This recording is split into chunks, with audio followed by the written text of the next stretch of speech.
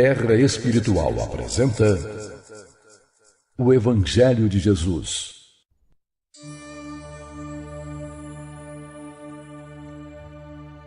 O Evangelho de Jesus. Episódio 6. O batismo de Jesus. Baseado nos Evangelhos segundo Mateus, capítulo 3, versículos 1 a 16, Marcos, capítulo 1, versículos 2 a 11, Lucas, capítulo 3, versículos 1 a 22 e João, capítulo 1, versículos 6 a 34. E no ano 15 do império de Tibério César, sendo Pôncio Pilatos presidente da Judéia, e Herodes Antipas, tetrarca da Galiléia, e seu irmão Filipe, tetrarca da Itureia e da província de Traconites, e Lisânias, tetrarca de Abilene, sendo Anás e Caifás os sumos sacerdotes, veio do deserto a palavra de Deus a João, filho de Zacarias. E naqueles dias apareceu João, o Batista, enviado por Deus. Veio ele para dar testemunho da luz, a fim de que, por meio dele, todos os homens crescem, pregando no deserto da Judéia e dizendo: Arrependei-vos, porque é chegado o reino dos céus. E percorreu toda a terra ao redor do rio Jordão, pregando o batismo de arrependimento para o perdão dos pecados, segundo o que está escrito no livro das palavras do profeta Isaías, que diz: Voz do que clama no deserto, preparai o caminho do Senhor, endireitai as suas veredas. Todo vale se encherá, e se abaixará todo monte e outeiro, e o que é tortuoso se endireitará, e os caminhos escabrosos se aplanarão, e toda a carne verá a salvação de Deus. E este João tinha suas vestes de pelos de camelo e um cinto de couro em torno de seus lombos, e alimentava-se de gafanhotos e de mel silvestre. Então ia ter com ele Jerusalém e toda a Judéia e toda a província adjacente ao Jordão, e eram por ele batizados no rio Jordão, confessando os seus pecados. E vendo ele muitos dos fariseus e dos saduceus que vinham ao seu batismo, dizia-lhes: Raça de víboras, quem vos ensinou a fugir da ira futura? Produzi, pois, frutos dignos de arrependimento. E não presumais de vós mesmos, dizendo: Temos por pai a Abraão, porque eu vos digo que mesmo destas pedras Deus pode suscitar filhos a Abraão. E também agora está posto o machado à raiz das árvores. Toda árvore, pois, que não produz bom fruto, é cortada e lançada no fogo. E a multidão o interrogava, dizendo: Que faremos, pois? E ele, respondendo, disse-lhes: Quem tiver 2 túnicas, reparta com o que não tem, e quem tiver alimentos, faça da mesma maneira. E chegaram também uns publicanos para serem batizados, e disseram-lhe: Mestre, que devemos fazer? E ele lhes disse: Não peçais mais do que o que vos está ordenado. E uns soldados o interrogaram também, dizendo: E nós que faremos? E ele lhes disse: A ninguém trateis mal, nem defraudeis, e contentai-vos com o vosso soldo. E estando o povo em expectação, e pensando todos de João em seus corações, se porventura seria o Cristo, e confessou e não negou: Eu não sou o Cristo. E perguntaram-lhe: Então quem és? És tu Elias? E disse: Não sou. És tu profeta? Respondeu: Não. Disseram-lhe, pois: Quem és, para que demos resposta àqueles que nos enviaram? Que dizes de ti mesmo? Disse: Eu sou a voz do que clama no deserto. Endireitai o caminho do Senhor, como disse o profeta Isaías. E os que tinham sido enviados eram dos fariseus, e perguntaram-lhe e disseram-lhe: Por que batizas, pois, se tu não és o Cristo, nem Elias, nem o profeta?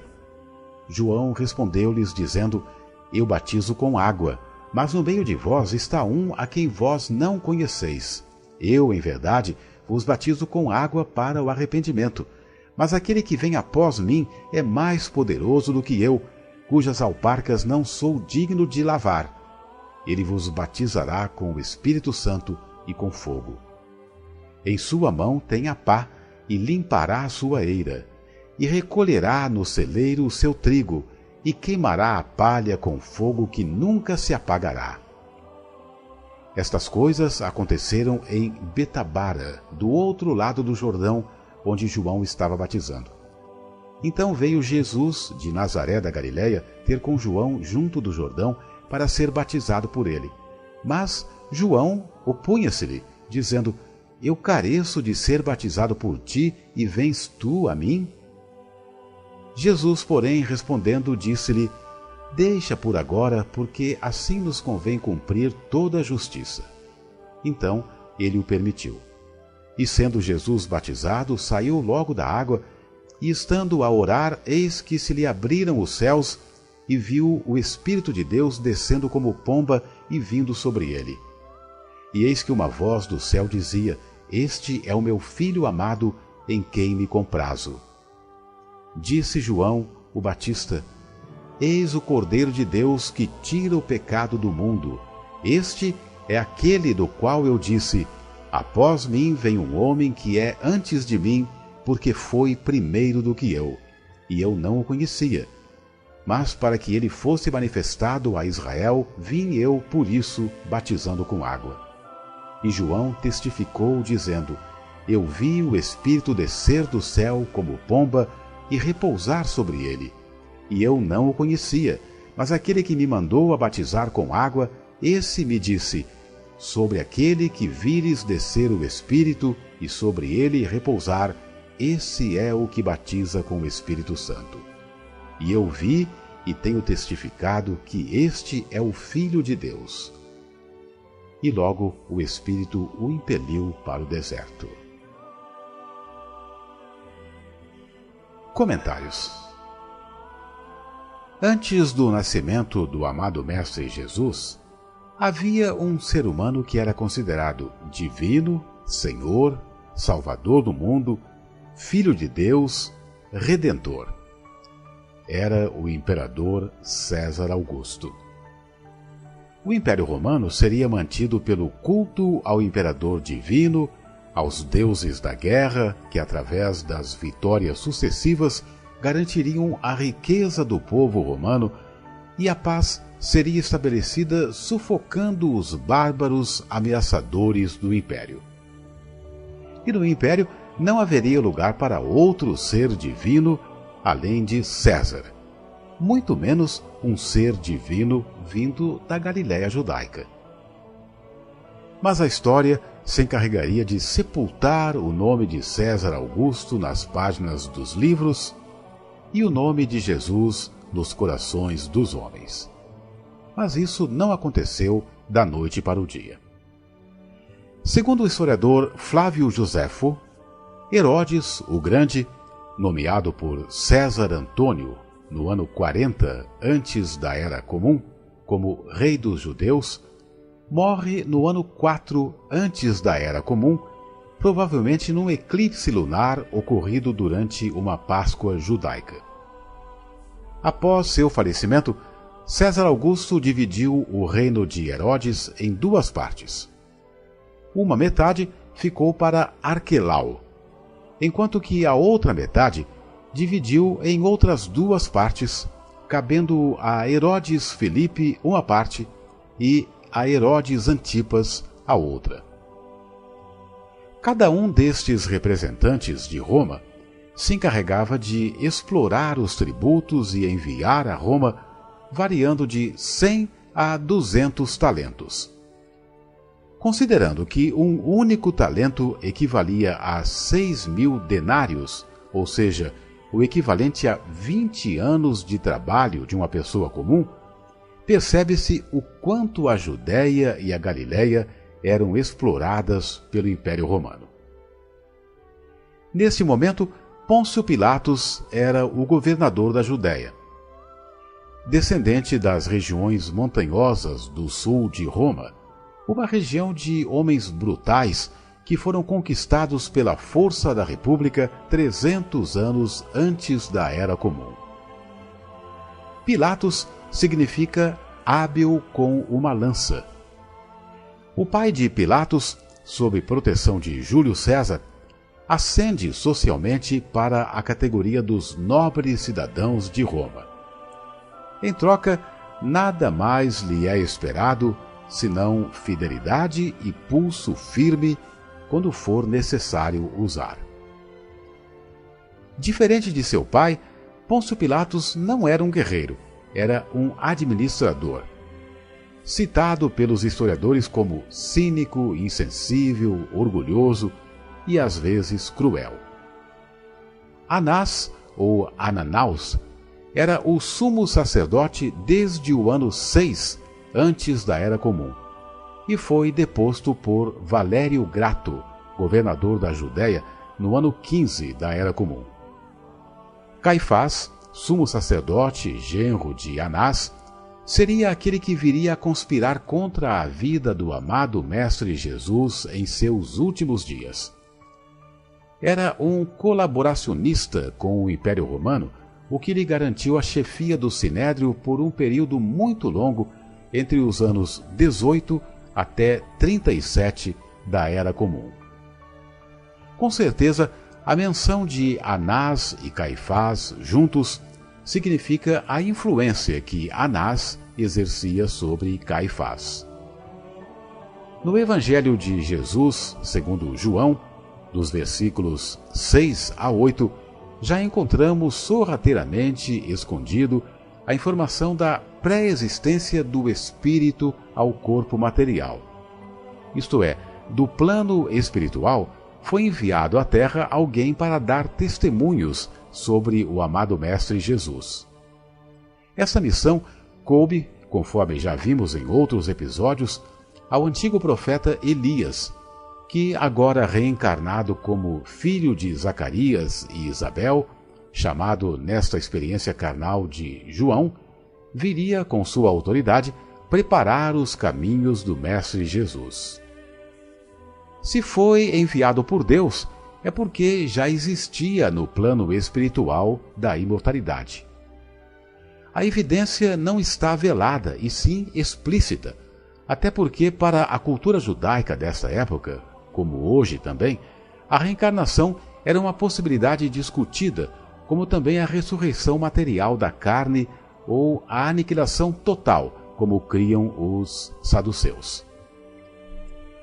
Como vimos em episódios anteriores, Isabel e Zacarias, judeus muito respeitados perante a comunidade religiosa por serem muito idosos, logo após o nascimento de João, foram se recolher no deserto na comunidade dos essênios, que os acolheu fraternalmente e cuidaram da criança até que estivesse pronta para cumprir sua missão religiosa. Entre os judeus, havia 3 tipos de limpezas pela água. Em caso de lepra, Levítico, capítulo 14, versículos 1 a 32. Após as relações sexuais, Levítico, capítulo 15, versículos 1 a 33. E após tocar em um cadáver, Levítico, capítulo 11, versículo 24 ao 27. Com os irmãos essênios, João aprendeu a iniciação ritualística da purificação mental pela água. Esta transformação mental é chamada, no original grego, de metanoia. Há uma grande diferença entre o arrependimento de lamentar o mal cometido, mas que não transforma ninguém, como o famoso caso em que o rei Davi seduz Betseba e manda seu marido para o fronte de guerra, deixando-a viúva, e assim podendo casar-se com a futura mãe de Salomão. E o arrependimento transformador, a metanoia mental, como a que fez o fariseu Saulo renunciar a si mesmo após encontrar-se com o Cristo na estrada para Damasco, onde iria caçar os cristãos após a execução de Estevão, e mudar sua mente e tornar-se o maior divulgador do cristianismo primitivo, chegando ao ponto de mudar seu próprio nome de Saulo para Paulo. No mergulho de João, o candidato à reforma íntima simbolicamente voltava ao ventre materno e experimentava um renascimento de uma nova oportunidade. Terapeuticamente era um recomeçar. O amado Mestre Jesus não utilizaria esta terapêutica, mas sim uma psicoterapia onde, de coração a coração, a transmissão amorosa e convidativa falaria ao coração diretamente, convidando-o ao renunciar a si mesmo, carregar a própria cruz de deveres e obrigações e, enfim, segui-lo. João, o Batista, anuncia as boas novas, as boas notícias. O reino dos céus chegou.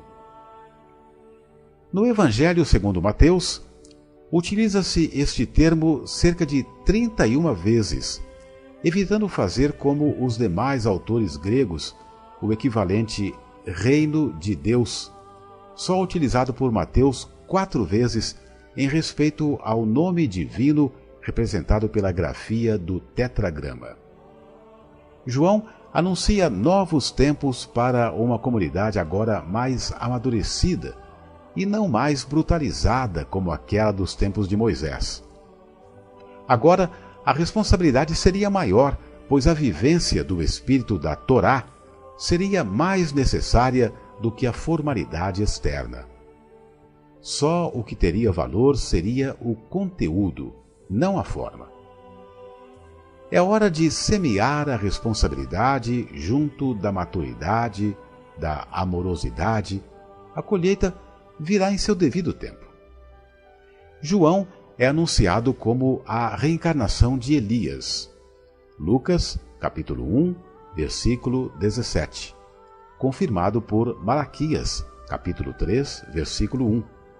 Aquele que irá preparar o caminho para o Senhor, do mesmo modo como os serviçais iam antes de seus reis, limpando as estradas de entulhos, obstáculos ou detritos perigosos, aplanando barrancos e facilitando a jornada e o trabalho de seus mestres. Semelhantemente, o mestre João iria preparar o coração de homens e mulheres para receber o amado Mestre Jesus. João é respeitado como mestre e profeta. Todos vêm de longe para o deserto para ouvi-lo.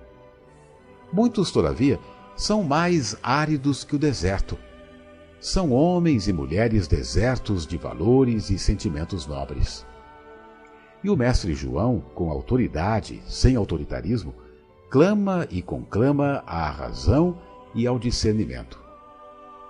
A vida no deserto não é de solidão, mas cheia da presença de Deus e do eco das santas vozes invisíveis. No deserto pode haver carência de alimentos, mas, diferente da desigualdade da opulenta e egoísta Jerusalém, abunda no deserto o amor e solidariedade, por amor ao reino dos céus. Foi no deserto que por 40 anos aprendeu-se a compartilhar o pão, a dor e as soluções. Mas foi na comodidade de Jerusalém que aprenderam a ganância, o egoísmo, o orgulho e a vaidade. Está na hora dos interessados na real felicidade e na vida plena abandonarem a falsa segurança da Jerusalém que oprime e reencontrar-se com Deus no deserto do coração transformado pela metanoia consciente. Não será fácil, mas será possível àquele que crê e trabalha por isso. Mateus e Marcos fazem uma descrição do precursor. Semelhante ao profeta Elias, o mestre João usa uma veste de pelo de camelo e um cinto de couro preso à altura dos rins. Confira em 2 Reis, capítulo 1, versículos 7 e 8. Alimenta-se com mel e camarões do deserto, isto é, gafanhotos, após lhes arrancar a cabeça, as patas e asas. Símbolo de austeridade e de desapego do paladar que faz sofrer a muitos em todas as épocas, pobres animais que são sacrificados não para alimentar, e sim para divertir os glutões. No meio da multidão que vinha por curiosidade ou por simpatia aos ideais propostos por João o Batista, também vinham alguns dos fariseus e saduceus. Os fariseus chamavam a si mesmos de Aberim, companheiros, porém eram conhecidos popularmente com o nome pejorativo de fariseus ou separados, pois, por se considerarem puros diante da turba popular, não se misturavam com os impuros. Entre outras coisas, acreditavam na sobrevivência do espírito após a morte do corpo físico. Acreditavam na ressurreição do corpo através do processo da reencarnação, conforme narrado por Flávio Joséfo, que também era fariseu e escreveu em um de seus textos: as almas são imortais. As almas dos justos passam, depois dessa vida, em outros corpos, e as dos maus sofrem tormentos que duram sempre. Acreditavam também no livre-arbítrio condicionado, em alguns casos, pelo destino. Os fariseus são considerados hipócritas, isto é, falsos atores, ao se apresentarem como santos. Porém, era apenas na aparência exterior. Interiormente são omissos na verdadeira vivência da santidade convocada pela Torá. Além das 613 prescrições das leis mosaicas, ainda seguiam leis e tradições mencionadas no Talmude. Quanto aos saduceus, estes eram mais um grupo político do que religioso, e se aliavam aos dominadores desde que não perdessem suas regalias e prestígio. Quanto ao aspecto religioso, desprezavam as crenças dos fariseus e acreditavam que, na morte, a alma deixa de existir, aniquilando-se a vida. Eram, pois, um segmento mais próximo do materialismo. João Batista compara, pois, os fariseus e saduceus às víboras, que astuciosamente se escondem no topo das árvores quando o perigo das enchentes se aproxima. Adverte-lhes que não será pelas formalidades de acreditarem-se puros que estarão protegidos da ira vindoura, isto é, das consequências negativas de suas próximas vidas, de acordo com a lei de causa e efeito espiritual. Deus está atento a tudo e saberá cobrar as faltas da sua lei divina no tempo certo. Não serão sacrifícios, preces e oferendas, rituais e prostrações que os protegerão das consequências negativas. Deus não se alegra com nenhuma destas exterioridades, mas sim com a reforma íntima, os verdadeiros frutos de uma existência consciente. Abraão teve a sua recompensa baseada em seus méritos pessoais e caberia a cada um dos filhos de Deus responder por seus próprios atos e conquistas realizadas. É a meritocracia individual, ou seja, a cada um segundo suas obras sinceras. Aqueles, pois, que não se decidirem por transformar seus corações em instrumentos de paz, serão comparados às árvores que não dão fruto. Sua única utilidade é servir como lenha na fogueira, gerando luz e calor. Isso significa que os senhores do karma ceifarão nossa vaidade, orgulho e egoísmo, nos fazendo servir à comunidade através do aprendizado doloroso, já que renunciamos ao convite meigo da evolução amorosa e consciente pela ação refletida. A dor, às vezes, convence com mais força do que a retórica do amor. Mestre João Batista prossegue em seu sermão-diálogo com os sensibilizados e desejosos de tornar seus corações desertos de valores em férteis vales de amor, paz e concórdia.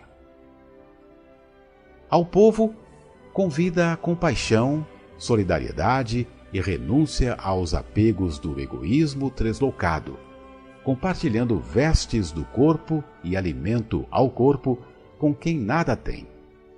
Se temos abundância, é porque o amor paternal de Deus assim o permite, para que aprendamos a compartilhar com nossos outros irmãos.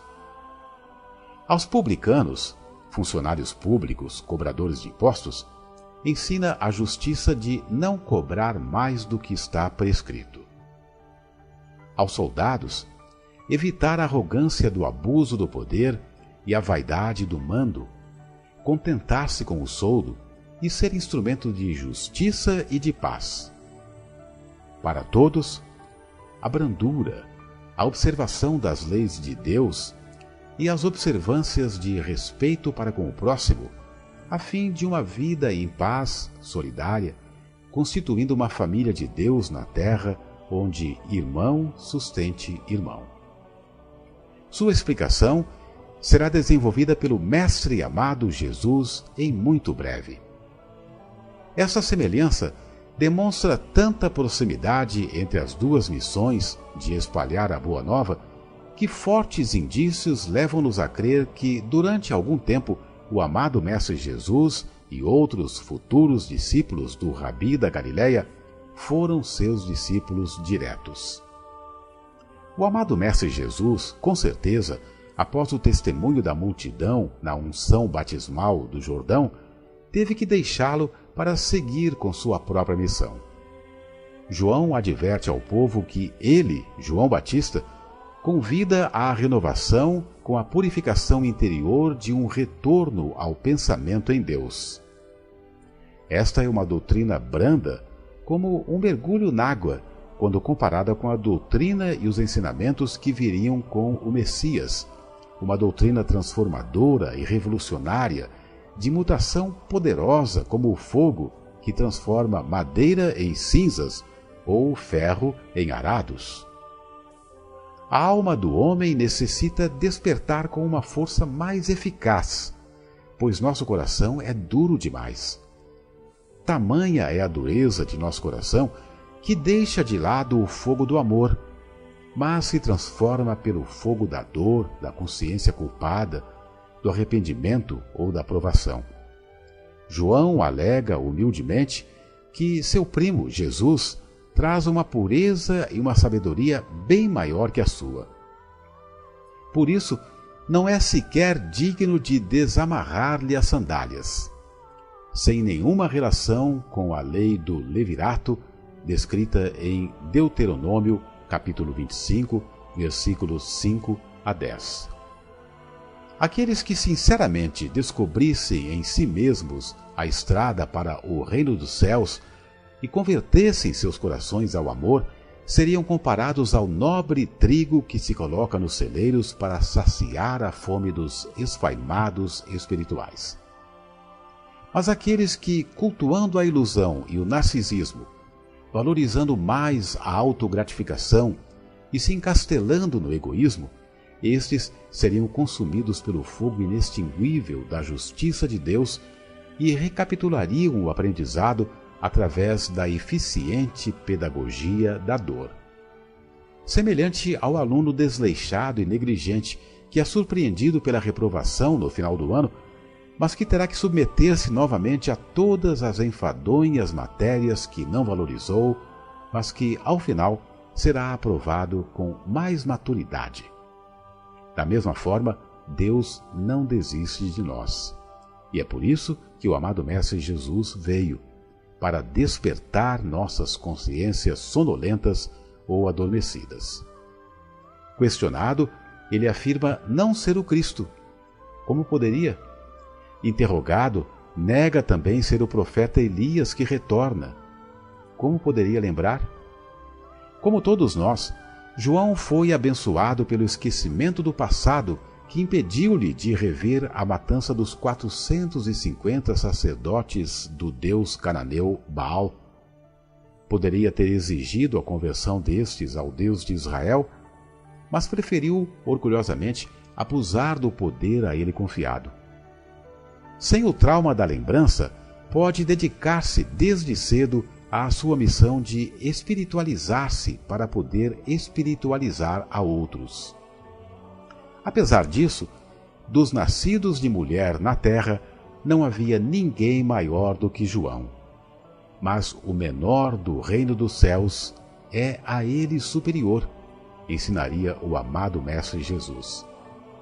Os judeus esperavam pelo Elias, conforme podemos ver em Mateus capítulo 16, versículo 14, e capítulo 17, versículos 10 a 13.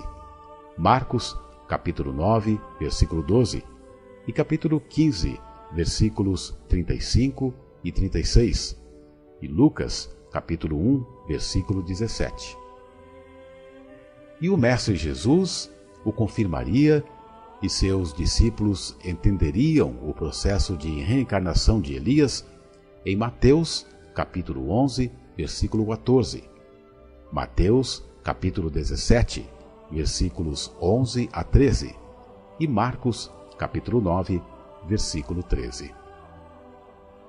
João, reconhecendo os altíssimos dotes espirituais de seu primo, alega que ele, João, é que deveria ser purificado por Jesus. Mas o meigo amigo orienta o Batista para que se cumpra a justiça. O Mestre Jesus, discípulo de seu primo João, naquele momento, diante de testemunho do povo, soldados, fariseus, saduceus e curiosos, era ungido sacerdote, conforme podemos conferir em Levítico, capítulo 16, versículo 32, por um homem santo, reconhecido popularmente como um profeta e até mesmo temido por Herodes Agripa. Quando fosse questionado quem o fez profeta, Jesus já teria a resposta e o testemunho de muitos. Jesus veio de sua cidade de Nazaré, na Galiléia, para o Jordão, para dar início à sua vida pública ao redor dos 30 anos de idade. Os historiadores, até pouco tempo, eram unânimes em afirmar que jamais houve uma cidade de Nazaré na Israel do primeiro século. Logo, isto também seria uma forma de questionar a existência do próprio Mestre Jesus. Contudo, não há nada que venha a permanecer oculto por muito tempo. No ano de 2009, durante as obras maquinárias para a construção de um condomínio na atual cidade de Nazaré, as escavadeiras descobriram a poucos palmos do solo o que parecia ser um sítio arqueológico. Motivados por força de lei, os engenheiros comunicaram às autoridades da cidade que, pedindo parecer dos arqueólogos, deflagraram o embargo da obra, pois haviam descoberto a antiga cidade de Nazaré da Galiléia. Hoje, há unanimidade de que Nazaré não era uma ficção literária. Está lá para ser visitada em nossos dias. Simples, rústica, do tamanho de um campo de futebol. Quase uma vila suburbana da grande cidade de Séforis. De lá, o amado Mestre Jesus foi ao encontro de sua missão através da unção do profeta João, seu primo. Ao mergulhar e rapidamente sair, estando em comunicação sagrada com o Pai Celeste através da prece sincera, eis que um maravilhoso fenômeno espiritual é testemunhado. A visão espiritual de muitos se abre e sobre Jesus vem descer como se fosse uma pomba de asas abertas e não pousado a puríssima energia do Cristo planetário ao garantir, por um fenômeno de voz direta a todos que ali estavam, seu Filho muito amado, o primogênito, o primeiro de uma série de espíritos puros deste planeta. Como o próprio amado Mestre Jesus explicaria a Nicodemos em João, capítulo 3, versículo 13, ninguém subiu ao céu, senão aquele que do céu desceu, o Filho do Homem que está no céu. Ou seja, até aquela data, apenas o amado Mestre Jesus conseguiu atingir o cume do Everest da evolução espiritual. E por um extremo ato de amor universal, ágape, pediu ao Pai do céu para descer e orientar seus irmãos atrasados. O episódio não termina aí. Quase passa despercebido uma confissão de João. Eu não o conhecia, mas aquele que me mandou a batizar com água, esse me disse: sobre aquele que vires descer o Espírito e sobre ele repousar, esse é o que batiza com o Espírito Santo. E eu vi e tenho testificado que este é o Filho de Deus. João afirma que recebeu instruções de uma autoridade espiritual superior, que não apenas o orientou a batizar com água, mas também lhe advertiu que reconheceria o Messias pelo fenômeno do Espírito iluminado do Cristo descendo em forma de pomba sobre Jesus no Rio Jordão. Meditemos um pouco e reflitamos. Será que há tanta diferença entre aqueles tempos turbulentos da época de João Batista e o nosso? Estaremos menos vaidosos, materialistas e superficiais em nossos valores espirituais? Necessitamos de uma purificação ou de uma revolução de valores? Nos comportamos como homens deserto, curiosos, saduceus, fariseus, soldados, ou buscadores sinceros e esforçados? Nos deixamos enganar pelas aparências deste mundo material ou estamos cultivando a duras penas os reais valores do espírito imortal? É bom pensarmos seriamente para não sermos surpreendidos pela morte em condições insensatas e termos que recomeçar nossa jornada de convivência e aprendizado em situações menos favoráveis e nos sentirmos interiormente como palha jogada ao fogo consumidor. Se você gostou de nosso podcast, colabore semeando amor, otimismo, esperança e valores nobres. Espalhe esta mensagem. Não se acomode ao mundo. Participe deste projeto espalhando a boa nova do Cristo. Pode ter alguém esperando por este gesto de amor na construção de uma terra espiritual. Pode acreditar.